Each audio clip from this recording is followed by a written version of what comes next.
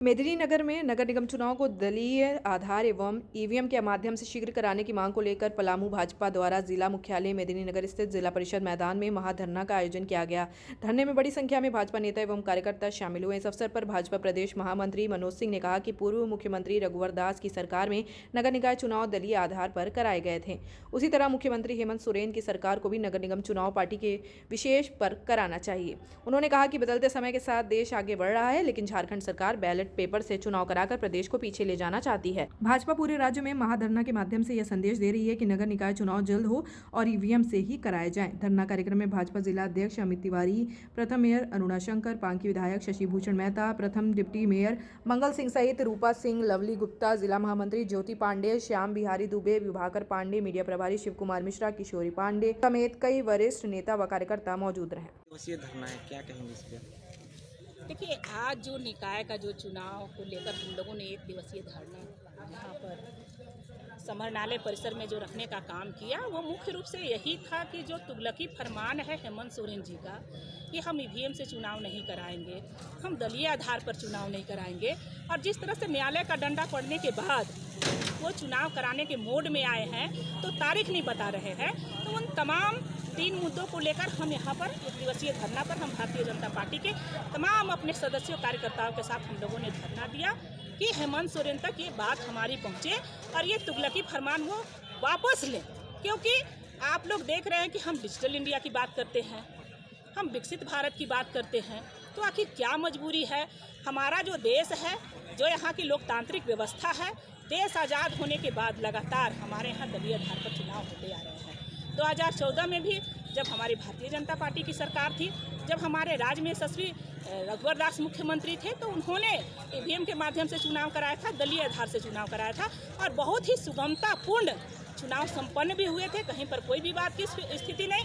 तो आखिर मंशा क्या है, ये मैं खुद हेमंत सोरेन से जानना चाहती हूँ कि आखिर क्या मजबूरी है आपकी? लोग कहते हैं कि हेमंत है तो हिम्मत है, तो आपकी यहाँ हिम्मत कहाँ चली गई? आप क्यों नहीं दलीय आधार पर चुनाव कराना चाहते हैं? आखिर यहाँ पर आपकी हिम्मत क्यों जवाब दे गई है? क्योंकि आप जानते हैं भारतीय जनता पार्टी की लोकप्रियता क्या है, और हेमंत सोरेन जी का जिस तरह से उनके मंत्रियों के लगातार बयान आते हैं। कुछ दिन पहले आपने इरफान जी का बयान को सुना होगा कि अगर आधा किलो अनाज 5 किलो, सोचिए कि गरीब का घर 5 किलो अनाज अगर उसको वहाँ मिलता है उस घर में, तो उस गरीब का चूल्हा जलता है, वहाँ पर रोटियाँ बनती है, उन गरीब बाल बच्चों का पेट भरता है। लेकिन हेमंत सोरेन जी कहते हैं कि अगर आधा किलो गरीब का चावल अगर डीलर खा जाता है तो कौन सा पाप करता है? तो हम तो कहेंगे कि हेमंत सोरेन जी, गुरूर में इंसान को इंसान नहीं दिखता, और चढ़ जाओ छत पर अपनी तो मकान नहीं दिखता। तो आज यही आपकी स्थिति हो गई है। आप जब बात करते हैं अगुआ सरकार की, आप जब बात करते हैं आदिवासियों के हित की, आप जब बात करते हैं दलित शोषित वंचितों की बात की, तो मैं समझती हूँ कि 3 साल तक आपने चुनाव नहीं कराया।